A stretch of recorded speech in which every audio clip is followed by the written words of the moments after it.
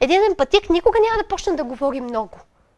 Когато му задаваме въпроси, той ще ги откланя, ще казва по-малко, ще пита защо питате. Един аналитик би говорил, обаче, само по същество. Нали? Тази информация за какво ви е необходима? Та винаги има едно такова леко недоверие, което всъщност е анализиране.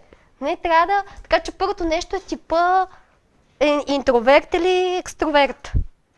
Защото всички останали хора, без прагматиците, те знаят, че са върха на всичко, те между другото са много благородни. Ако знаете прагматиците колко са благородни, наистина, това е тук рицаря и архетипа на война, но те живеят за одобрението на другите, разбирате ли? Цялото битие на ентусиаста и на емпатика е одобрение на другите хора. И да бъдат хвалени. И ако другият човек е усмихнат и нали, им показва, че ги харесва, че ги цени, че такова, те могат да направят всичко за него. Наистина. А понякога на аналитика е малко трудно, защото той го вижда, той всичко вижда. Не знам, силно е много такова, разбирате ли, тип влизаш и всичко забелязваш, всичко. Цък, цък, цък, цък. Това мога да ти кажа. Какво?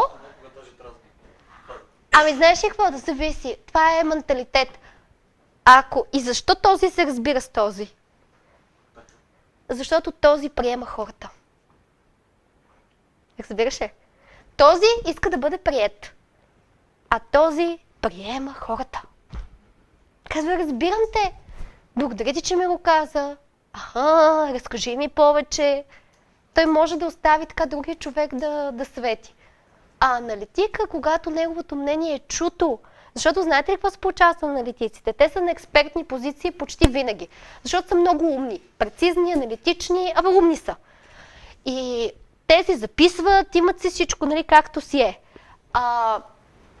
И поради естеството на тяхната работа, те показват грешките.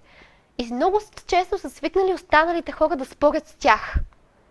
Особено като са клиенти. Кажат, тук това е спукано. И търговецът, как ще е спукано? Не е спукано. Разбирате ли? Или тук си пропуснал нещо и служителя, не е така. Те наистина са... И даже понякога като чуят, да, така е, прав си, те са... Аз, между другото, от абсолютно всички на тези много им се възхищавам, те са много различни от мене. Мозъка им работи по друг начин. Нещо, което моя никога не може да го направи. И са безумно ценни в една организация тогава, когато, между другото, има едно леко но да се научат да оценяват чувствата на другите хора.